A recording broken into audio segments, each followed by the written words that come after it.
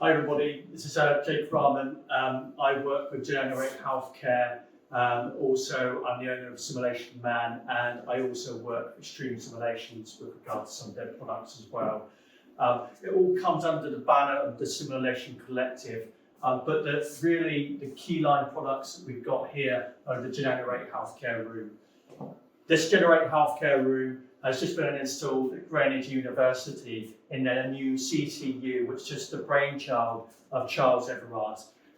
They've really made a self-contained simulation centre within the car park of Greenwich University that looks amazing. So you've got an ICU in here, you've got an operating theatre, you've got an immersive room where we can create some real inventive scenarios, perhaps a stabbing, perhaps a road traffic accident, perhaps another scene on a ward or a GP surgery or whatever. It can all be done in this immersive room. And we're really proud to have this here with Greenwich University because we can see what they're trying to do, what they're trying to achieve. They're really trying to push the boundaries with education using medical simulation. Okay, so Generate Healthcare, the new room is here. It's ready, it's open, okay. We'd love to see people using it. We'd love to see you if you'd like to come and see it as well. This is really a showcase room. With Generate Healthcare, what we do is we provide you with all the tools to make amazing medical simulations, okay? But we're not going to tell you how to use them.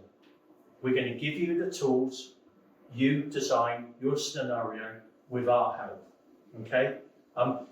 I think as salespeople in medical simulation, we have to realise that we're not the experts. Yes, okay, some of us can fall back on clinical careers years ago, but essentially it's down to you, the clinical experts, the educators, the facilitators, to really, really get the best out of these medical simulation facilities. And of course, we will help you. So this showcase room is here, ready to use. You might have seen this before, but this is one of our scenarios that we've got. This was actually made by Wandsbek Hospital, and essentially it's about a patient that comes in with chest pain.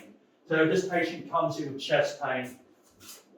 We've got some pre-admission notes over there on the left-hand side, or my right, okay? And these notes are really assets you can do anything with. So you can resize it, you can put it anywhere in the room. These assets can be any notes. It could be anonymized patient data. It could be completely fictitious, okay? But we can put them anywhere that we want to in the room, and you can engage with them. On this side, we've got the patient's ABCDE, so their observations on admission, okay? And again, we can resize things. We can put it anywhere we want to in the room. If we wanted to do some more studies on this patient, we could perhaps bring in some X-rays or ultrasound, CT, MRI. So here's an example of an X-ray we can put on. We've got a little box here for the X-ray, but we could take this X-ray, pop it on the box, okay, get people to look at it, resize stuff if we want to, okay, and perhaps if I was doing this or writing a scenario and it was for sort of medical students or perhaps nursing students, what I would do is I would have a pathology that we're looking for in this scenario, but I would have a normal X-ray to compare it with, or ultrasound, or MRI. So we could use assets for normal or assets for pathology, and this can come from you, or we can try and get them ourselves. We're happy to help with that.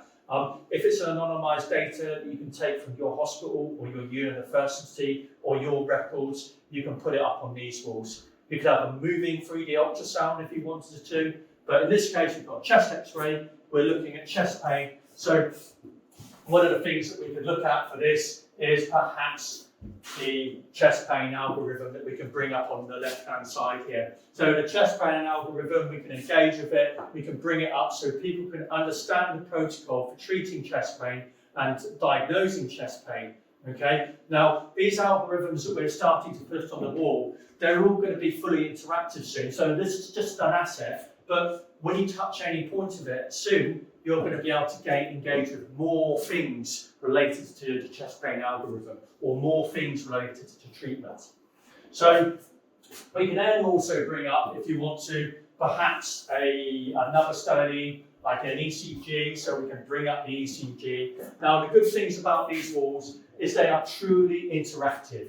So if I wanted to draw on here, I could draw on the wall, okay? I could circle certain aspects of the ECG so we can have a lesson, we can highlight things, we can talk about things.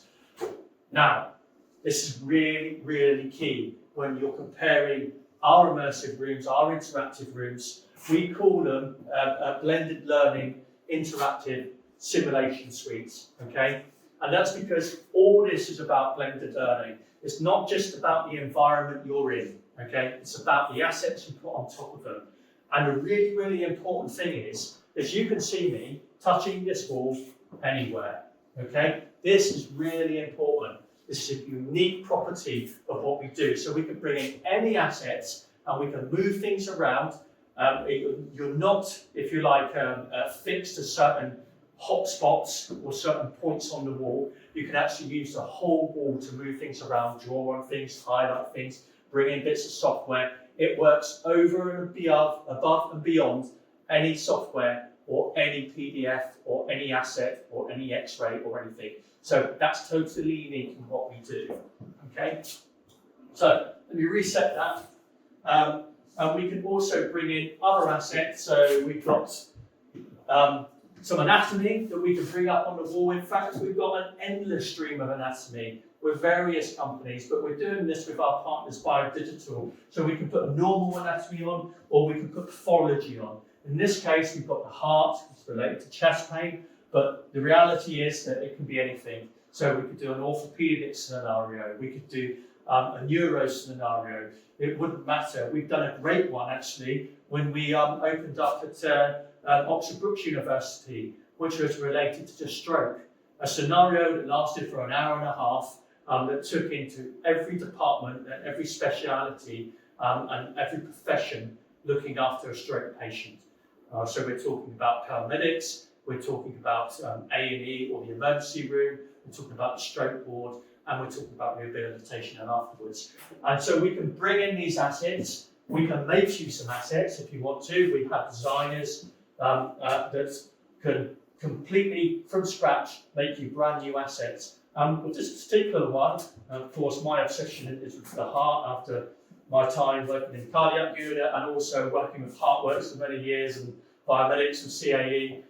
We could take off things here at the back and we could look at perhaps the mitral valve and talk about the mitral valve, highlight things. We can relate it to ultrasound, how the cut plane would go through the mitral valve. We can relate it to pathology. We've got a normal heart on here, but we can put some pathology on if we want to.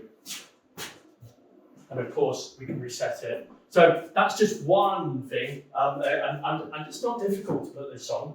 So we don't have to go looking for it. These assets are here, ready to be used, okay? And it's just about how you want to engage with them.